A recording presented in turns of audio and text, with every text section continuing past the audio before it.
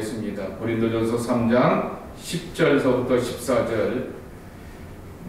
제가 여기로 이렇게 여러분에게 스크린으로 해서 읽어드리면 여러분이 좀 더 잘 읽을 것 같아요. 내게 주신 하나님의 은혜를 따라 내가 지혜로운 건축자와 같이 터를 닦아두매 다른 이가 그 위에 세우나 그러나 각각 어떻게 그 위에 세울까 조심할지니라. 이 닦아둔 것 외에 능히 다른 터를 닦아둘 자가 없으니 이 터는 곧 예수 그리스도라. 만일 누구든지 금이나 은이나 보석이나 나무나 풀이나 집으로 이 터 위에 세우니 각 사람의 공적이 나타날 터인데 그날이 공적을 밝히리니 이는 불로 나타내고 그 불이 각 사람의 공적이 어떠한 것을 시험할 것이니라. 만일 누구든지 그 위에 세운 공적이 그대로 있으면 상을 받고 하나님의 은혜를 따라 지혜로운 건축자와 같이 터를 닦아둠에 이 닦아둔 것 외에 다른 것이 세울 자가 없다 그랬습니다.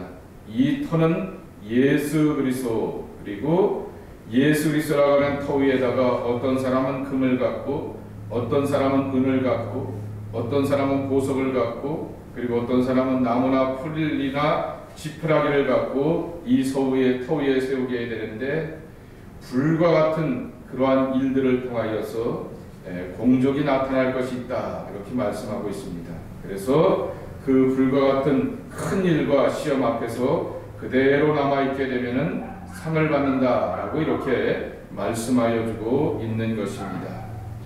오늘서부터 이제 목적이 이끄는 교회, 사실은 청년들한테도 제가 새해에는 이렇게 설교를 하려고 하게 됩니다. 교회를 아이들이 그냥 나오더라고요.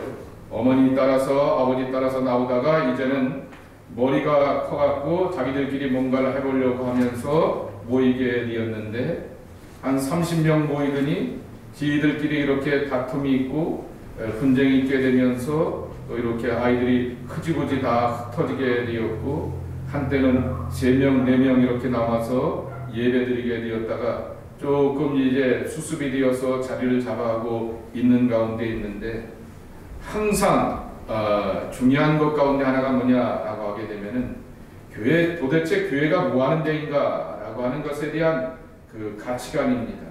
어른도 마찬가지고요, 아이들도 마찬가지고, 이 청년들이 교회에 대해서 제대로 배워본 적이 못하겠구나 라고 생각하게 되어서 교회에 대하여서 정말 현대적이고 정말 도전적이고 자극적으로 그들에게 용기를 주면서 도전을 줄 수 있는 내용이 뭘까라고 곰곰이 생각해 보다가 닉 워렌의 목적이 이끄는 처치, 교회, 목적이 이끄는 삶 대신에 목적이 이끄는 교회라고 하는 그 내용들을 함께 나누면서 청년들에게 한번 도전을 해보려고 하게 되고요. 그리고 이거는 또 청년들만의 문제가 아니라 우리 교회 모두의 이렇게 생각이기 때문에 한번 우리 교회도 한번 적용해 보려고 하게 됩니다. 영어에 질문해 보게 되면은 그 내용이 뭐냐라고 하게 되면은 성장과 성숙을 위해서 우리 교회는 무엇으로 움직여 나가는가라고 하는 것입니다. 그래서 우리가 몸이 활동으로부터 건강이 오게 되는 것처럼 힘들다라고 하여서 어렵다고 하여서 괴롭다라고 하여서 꼼짝을 안 하고 집에 가만히 있게 되면요, 근육이 빠지더라고요. 그리고 그 근육이 빠지게 되면서 또 그 다음에 오게 되었던 것이 활력을 잃어버리게 됩니다. 제가 한 올 여름서부터, 여름에는 반팔이 입지 않습니까? 그래서 항상 제 책상 앞에다가 아령을 갖다 놓고 이렇게 했어요. 이렇게 하면서 책을 봐도 한쪽으로 이렇게 보면서 이렇게 심심삼아 이렇게 하고, 그랬더니 여기 몸이 나오고 이렇게 가슴이 좀 그럴듯하게 이렇게 나오더라고요. 그러다가 한 달 반 전서부터 여름에서 하다가 이제 긴팔이 입잖아요. 안 느껴지니까 그냥 이걸 놔버렸어요. 그랬더니 어느 날 샤워하려고 이렇게 위통을 벗게 되었더니 그 잘난 거 다 사라져버리고 없어지더라고요. 정말 잠시 잠깐의 운동을 이렇게 쉬어봐도 그렇게 몸이 사라지게 되는 것처럼 우리가 건강하고 온전함을 이루어가기 위해서는 그러한 활동과 그러한 움직임이 필요하다라고 하는 것이죠. 그래서 성장하고 성숙하는 결과와 열매를 맺어가는 것은 바로 움직임으로부터 온다라고 하는 것입니다.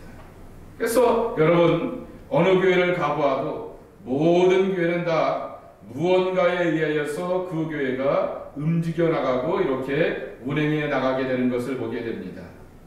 아주 이 니고렌이 잘 정리해 주게 되었던 것처럼 첫 번째가 전통에 따라 움직이는 교회입니다. 교회의 역사가 저희 교회도 이제 한 근 35년이 넘어가게 되는 이민교회에서는 짧지 않은 역사를 갖고 있게 되면서 나름대로 모면하게 되었던 습관들이 있습니다. 또 용두동 교회 같은 경우에는 교회가 몇 년 됐어요? 100년이 넘었죠? 113년. 이런 것처럼 오랜 전통이 있게 되었을 때 그 전통의 틀과 습관을 깬다라고 하는 것이 참으로 쉽지를 않게 되는 것을 보게 됩니다. 왜냐고 하면은 그 교회가 그만큼 그 자리에 올라올 때만큼의 있게 되었던 어떠한 흐름과 그리고 열심들이 있었기 때문에 그 열심과 흐름들을 향하여서 흐트러 놓고 그렇게 믿어가는 것을 움직여가는 것이 쉽지 않은 것이죠. 개가 짖는데요. 재미난 얘기를 하나 할게요. 어느 선교사가 파푸아뉴기니아 그 섬에 가게 되어서 선교 활동을 하게 되었는데 누군가가 고양이를 하나 선물을 했다고 합니다. 그래서 이 선교사님이 외롭고 힘들고 그러니까 고양이를 하나 키우시라고 해서 고양이를 이렇게 키우게 되었는데 예배 시간에는 그럴 수 없잖아요. 그러니까 저 예배당 바로 문 앞에다가 고양이를 문에 묶어두고 예배를 드리게 되었다고 합니다. 그래서 그렇게 예배를 드리게 되고 그렇게 습관화가 되게 되었는데 이제 선교사님이 은퇴를 하시게 되고 또 다른 선교사님이 오시게 되었는데 그 고양이는 그냥 거기다가 놓고 가게 되었던 것입니다. 그랬더니 사람들이 예배를 드리려고 하게 되면은 자, 예배 준비합시다 라고 하면서 예배 순서 가운데서 제일 첫 번째가 뭐냐고 하면은 그 고양이를 문 앞에다 일체 묶어두고 예배를 이렇게 드리면서 시작하는 것입니다. 선교사님이 신기해서 아니 왜 예배의 시작을 고양이를 대문 앞에다 묶어두는 것으로 시작합니까? 그렇게 되었더니 그 원주민들이 하는 이야기가 선교사님이 그렇게 했기 때문에 예배는 그렇게 고양이를 먼저 묶어두고 시작하는 것으로 저희가 배웠습니다 라고 하는 것입니다. 그게 그 교회의 잘못된 전통이 되었고 습관이 되었던 것이죠. 그 전통이 찬란한 전통일 수도 있고요, 또한 부끄러운 전통일 수도 있고요, 새로운 사람이 와서 보게 되었을 때 낯설기도 하고 정말 적응하기에 힘든 그러한 전통이 될 수도 있다라고 하는 것입니다. 두 번째로는 인물에 의해서 움직이는 교회입니다. 주로 교회 인물이 누굽니까? 목사인 경우들이 많게 되고 아니면은 교회 지도자들, 장로님들에 의해서 움직여가는 교회일 수도 있다라고 하는 것이죠.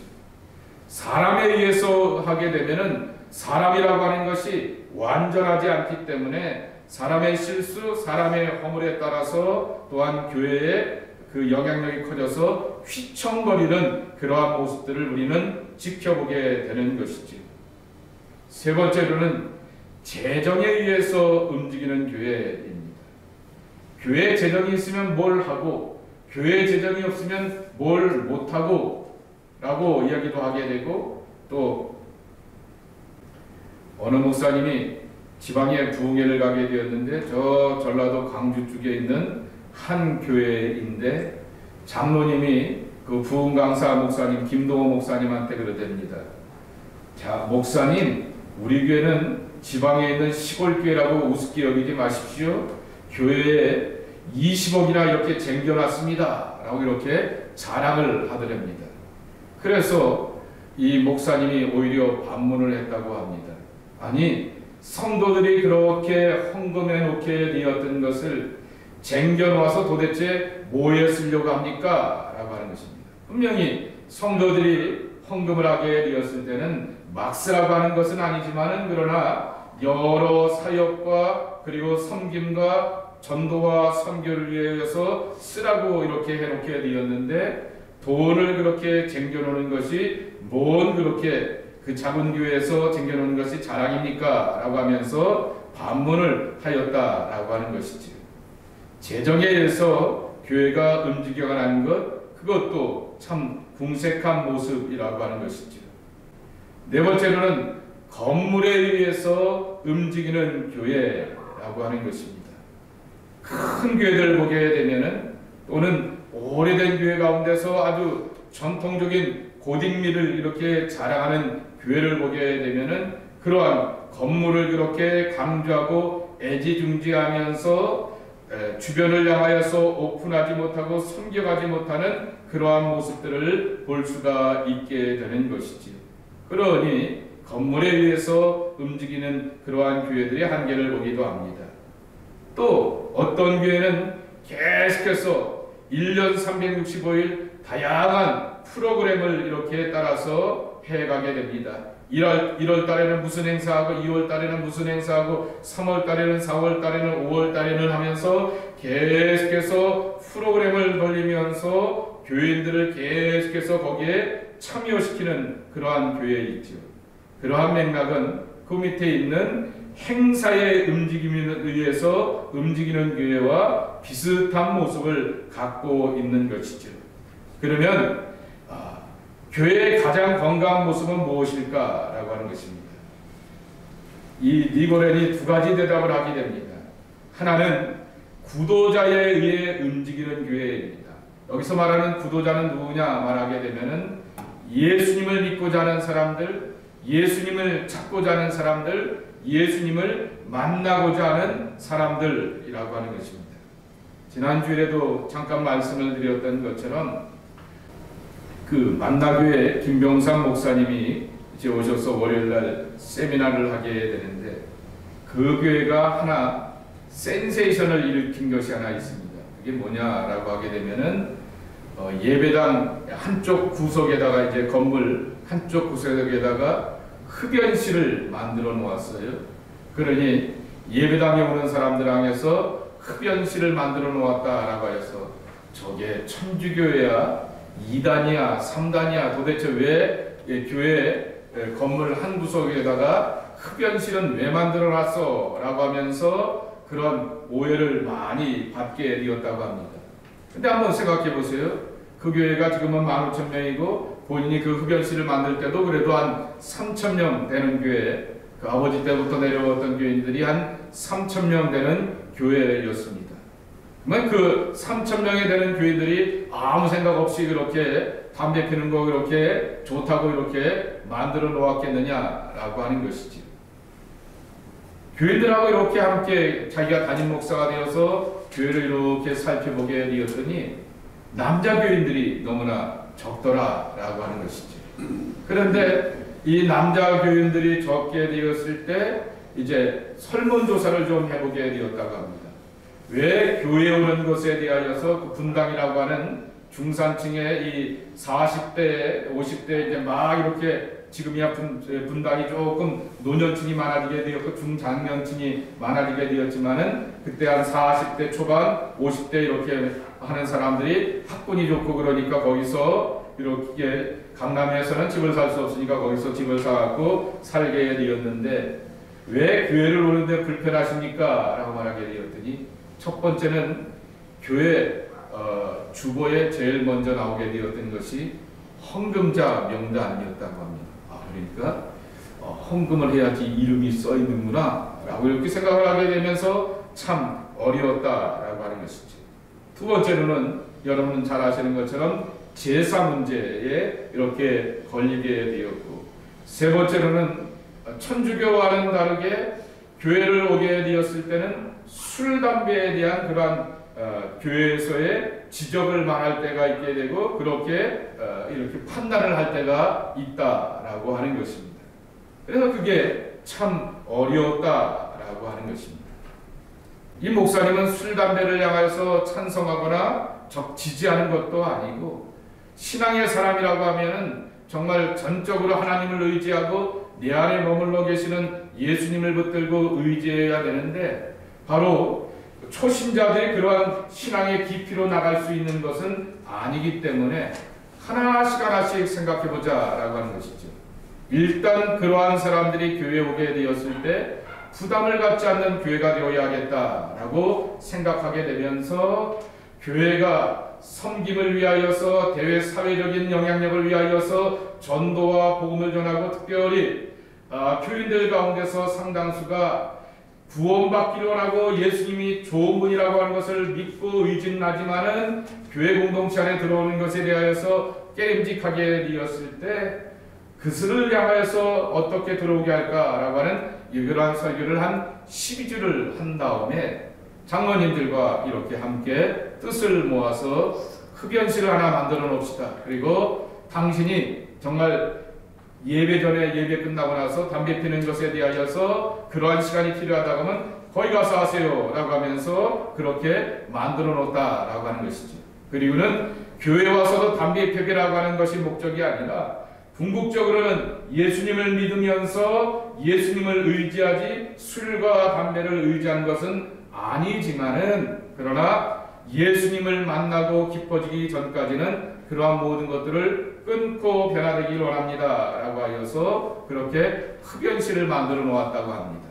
그랬더니 그러한 취지와 내용들을 설명하게 되었더니 여자 교인들이 그렇게 박수를 치더랍니다. 왜냐하고 하면은 자기 남편들이 자기 자식들이 교회를 와야 되는데 그런 것에 매여 있어서 오지 못하게 되는데 그런 것에 대하여서 적극적으로 교회가 뭔가를 하나 한다라고 하는 것이죠.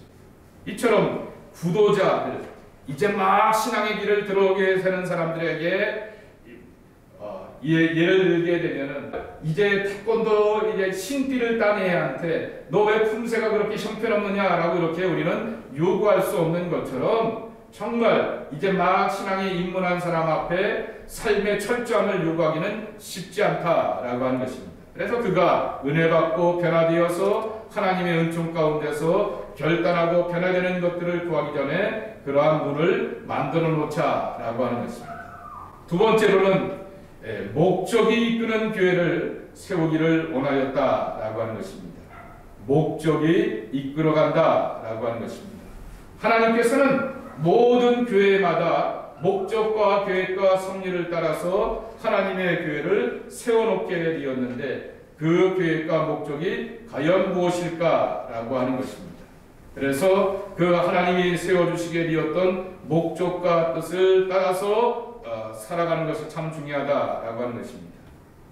어저께 제 차가 시딩이 안 나와요. 교회 시팅만 문제가 아니라 제 차가 오래돼 갖고는 시딩이 안 나와서 아침에 자동차를 고치러 가게 되었더니 또 공교롭게도 여기 신문사를 하는 목사님이 오시게 되었습니다. 미션 토론토의 강창구 목사님 분이 또 본인도 윈터 타이어를 가려고 하게 되었다가 만나서 한 30분 동안 이런 얘기 저런 얘기 나누게 되는데 본인이 지난 1년 동안 신문사를 한답시고 큰 교회 가서도 예배 드려보게 되고 10명 모이는 교회, 5명 모이는 교회 가서도 예배를 드려보게 되고 그렇게 수천 명 모이는 교회, 5명, 10명 모이는 작은 교회도 가서 예배를 드려보게 되었을 때 이 토론토에서 로케이션으로 따지게 되면은 가장 좋은 로케이션을 갖고 있는 교회가 우리 강림교회입니다 라고 이렇게 얘기를 합니다.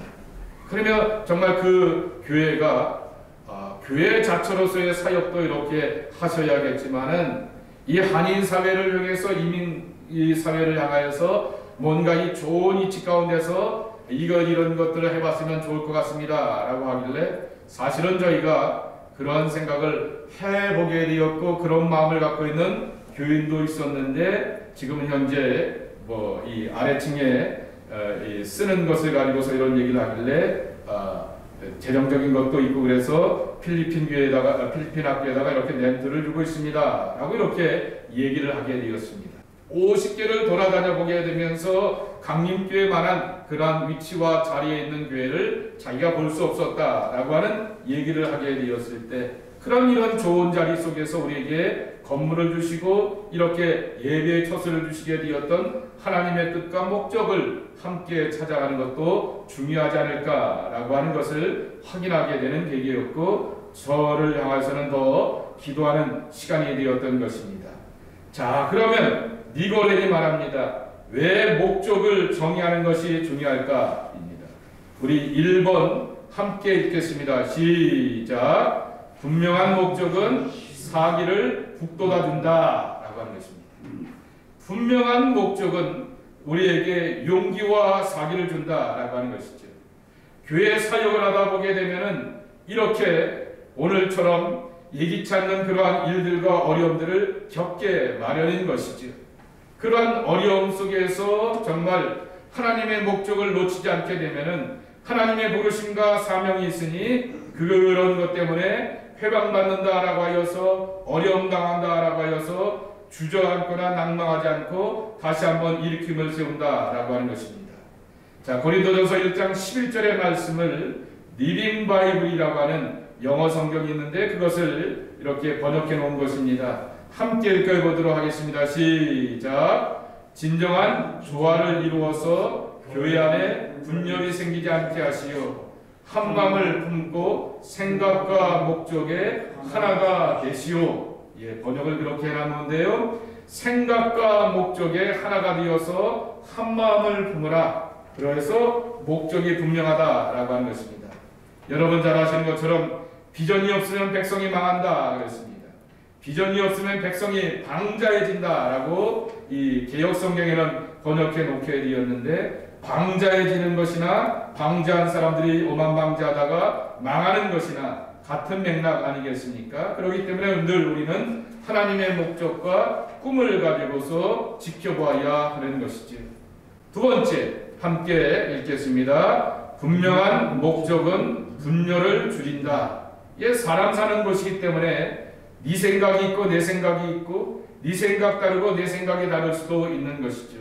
그리고 같은 목적을 갖고 있음에도 불구하고 그 목적을 수행해가는 과정 가운데 보게 되면은 네 감정이 다르고 내 감정이 다를 때가 있습니다. 그러면서 일을 하다 보면 사역을 하다 보게 되면 방법을 차이를 경험하기도 하고 감정을 건드릴 때도 있는 것이죠. 그러나 하나님의 교회 안에 분명한 목적이 있게 되었을 때 분열을 죽여나간다라고 하는 것이죠. 서로에 대해서 양보하고 참아주며 기다리게 된다라고 하는 것입니다. 자, 세 곳의 성경 말씀을 한번 읽어보겠습니다. 먼저 이사야서 26장 3절입니다. 시작. 하나님은 자신의 목적을 분명히 붙드는 자에게 온전한 평화를 주신다. 아주 번역이 이런 말씀이 성경에 있나 그랬는데, 이사야서 26장 3절은 주께서 심지가 견고한 자에게, 심지가 견고하다라고 하는 것을 자신의 목적을 분명히 붙드는 자 그랬습니다. 주께서 심지가 견고한 자에게 평강에 평강을 더하신다 그랬는데 온전한 평화를 주신다라고 말씀하고 있습니다. 그러니까 하나님이 주시게 되었던 하나님의 목적을 분명히 붙들어야 한다라고 하는 것이죠. 야고보서 1장 8절 두 마음을 품지 말라라고 하는 것을 이렇게 번역해 놓기로 하였습니다. 함께 읽겠습니다. 시작. 품은 사람은 견고한 길을 유지할 수가 없다. 아멘. 예. 이사야서 49장 4절 말씀입니다. 함께 읽겠습니다. 그러나 나는 말하기를 내가 헛되이 수고하였으며 무익히 공연히 내 힘을 다하였다 하였도다 그랬습니다. 정말 네이버입니다. 노동하는 거 아니겠습니까? To no purpose. 아무런 목적도 없이 이렇게 노동을 하였다라고 하는 것입니다. 우리가 사역을 하게 되고 열심히 기도하고 열심히 말씀을 읽고 열심히 예비하는데 그 노동의 수고와 가치와 목적이 없다라고 하게 되면은 아무런 의미가 없게 되는 것이죠. 세 번째 함께 읽겠습니다. 분명한 목적은 휴일을 가져온다. 예, 분명한 목적이 있게 되었을 때 잔가지들, 격가지들을 다 제거해 버리게 되고 중심되는 것에 우리가 같이 뜻과 마음을 모은 곳에 함께 열정을 다하게 되는 것이죠. 빌립보서 3장 13절에 있는 사도 바울의 유명한 신앙 고백을 이렇게 번역해 놓았습니다. 함께 읽겠습니다. 시작. 나는 나의 모든 에너지를 이 한 가지에 쏟고자 합니다. 즉 뒤에 있는 것은 잊어버리고 앞에 있는 것을 고대하는 것입니다. 그렇습니다.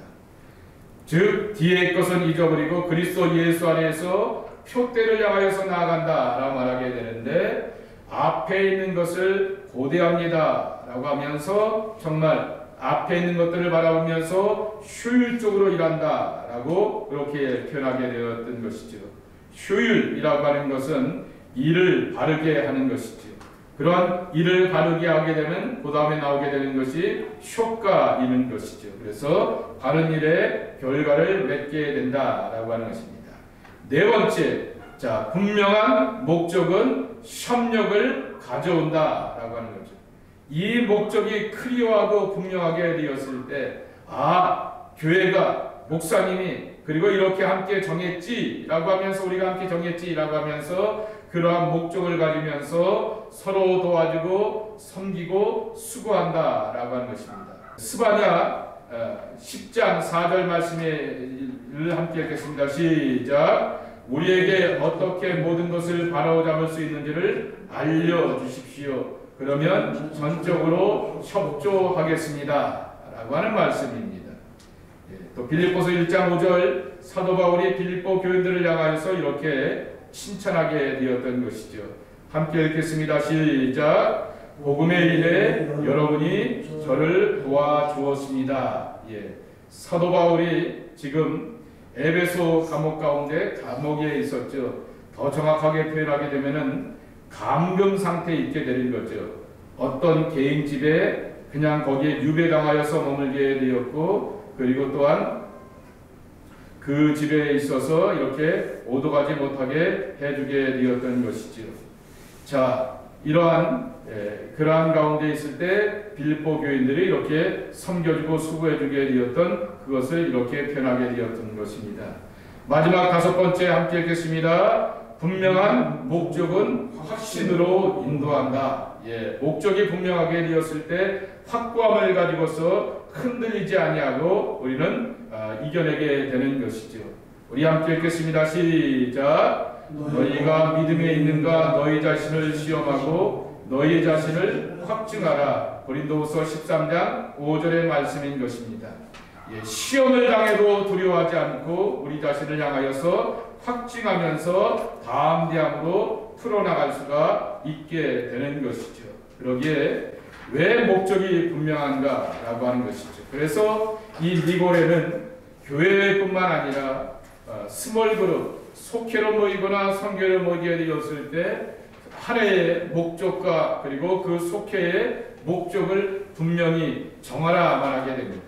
그리고 그러한 목적과 뜻 가운데서 움직여 나가는 것이 하나님의 교회를 견고하고 이렇게 굳세게 세워가는 것이다 라고 가르쳐주고 있는 것을 보게 됩니다.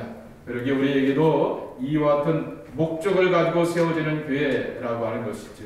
여러분 함께 기도하게 되었을 때 우리 강림교회가 이 자리에서 이 위치에서 어떠한 하나님의 목적을 이뤄갈 수가 있을까라고 하는 것을 함께 곰곰이 생각하면서 묵상하면서 비전과 꿈을 가지고서 기도해 갔으면 참 좋겠습니다. 하나님 허락하여 주시고 답을 허락하여 주시어서 하나님의 답을 이뤄가는 귀한 교회가 되게 하여 주옵소서. 우리 함께 기도하면 좋겠고요. 그리고 정말 하나님께서 이끌어 주시는 그러한 비전과 사명을 가지고서 함께 하나님의 교회를 이뤄갈 수 있도록 기억해 주시길 바랍니다. 여러분, 저는 정말 이 영락교회나 옆에 있는 bonanim교회나 미랄교회나 또 이렇게 저 큰빛교회 같이 우리 교회 구성원들을 바라보고 이렇게 형편들을 바라보게 되었을 때 그 비전을 이뤄가는데 어려움은 있다. 그런 큰 교회를 이뤄가는데 어려움은 있다 할지라도 그러나 감리교회로서 자랑스럽고 건강한 교회가 되기를 원합니다. 그리고 정말 모교의 어머니의 역할을 하시면 좋겠습니다. 우리 교회보다도 이 토론토에 앞서 있게 되었던 감리교회가 2교회나 더 있기는 합니다. 그러나 그 교회들보다도 더 하나님께서 기뻐하시는 일들을 이뤄갈 수 있는 귀한 교회가 될 수 있었으면 좋겠습니다. 어머니 교회와 같은 역할을 하게 되고 그리고 사명을 감당하며 하나님의 부흥을 이뤄가는 꿈꾸는 그러한 교회가 되었으면 좋겠습니다. 말씀의 부흥이 있고요, 기도의 부흥이 있고요, 또한 섬김의 부흥이 있고요. 그러면 그 다음에 오게 되는 재정이나 사람의 숫자는 하나님이 채워주시는 것이죠. 그런데 우리는 그러한 부흥을 갈망하지 않는 것을 안타깝게 여기게 됩니다. 교회에 이렇게 여러 가지 일들을 해보자라고 하게 되면, 조금 뭐 좀 해보자라고 하게 되면 힘들다라고 말하게 됩니다. 주저앉기도 하게 되고 여러 가지로 이렇게 다른 마음 다른 생각을 갖고 있을 때가 정말 많이 지켜보게 되는 것입니다. 하나님, 그러한 마음 가운데 어찌 하나님께서 하나님의 일들을 이뤄가겠습니까? 주님, 깨닫게 하시고 사명 허락하여 주시어서 정말 어머니가 든든한 마음이 되어서 애들이 찾아오게 되고 자녀들이 아프고 힘들고 괴로우게 되었을 때, 찾아오게 되었을 때 그래도 뭔가 하나 위로할 수 있고 다독거려 줄 수 있고, 또한 물질적으로 어렵게 되었을 때는 찔러줄 수도 있게 되는 것처럼 우리 교회가 그렇게 건강하게 성장하고 부흥하고 하나님의 일을 이룰 수 있는 그러한 교회가 되어야 하겠습니다. 주님, 그와 같은 교회가 될 수 있도록 하나님 축복하여 주옵소서. 그러한 비전을 가지고 움직여 나가게 하옵소서. 예배의 성공자들로 가득 찬